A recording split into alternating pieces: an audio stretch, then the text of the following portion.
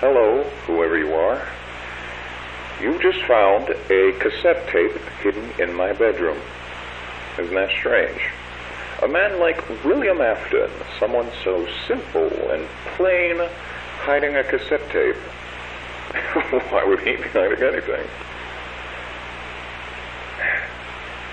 I'm sure that if you're from around here, you've heard of the somewhat recent happenings with Freddy Fazbear's Pizza. 3 cases of 1 and 1 case of 2. All of them adding up to the 5 missing children of Freddy's. That was me. I'll elaborate on that later. And, I wouldn't call myself plain either.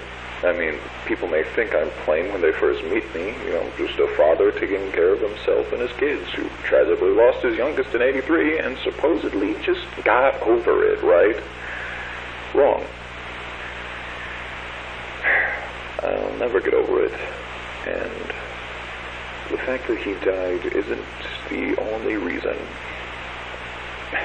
You see, Michael did it. Not a surprise, most people know that, but it wasn't an accident. He keeps saying it was, but he's a liar. He hates me, and he hated Joseph. See, Mike wasn't settled with being the failure, and how I loved Joseph just so much more, so he tormented him, eventually killing him. And, that's why I didn't love him in the first place. He was always a terrible kid, not worth my time. But now I hate him more than I ever have. He's done so much to hurt my soul in one day alone. My God, Joseph. Ever since he killed him, I've wanted to put my hands around his neck and just squeeze the life out of his lungs. But of course, if I ever did that, I'd get caught. I couldn't work because I was thinking too much about Mike. I couldn't concentrate on anything. The papers started piling up, and it kept fogging up my mind, and I needed a release. Then I had an idea. Maybe it didn't necessarily have to be Michael. It could be any other brand, as long as I like them.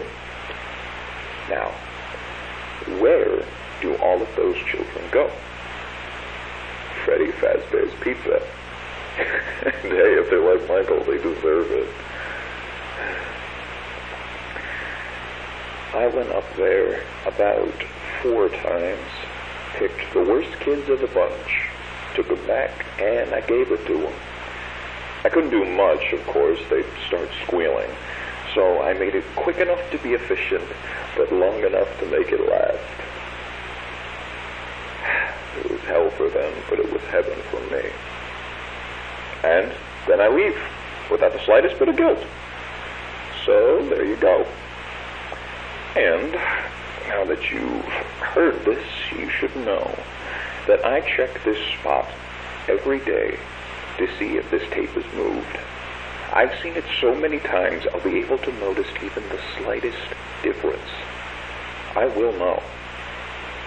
So you better put it back, Michael, as neatly as you can, and start running.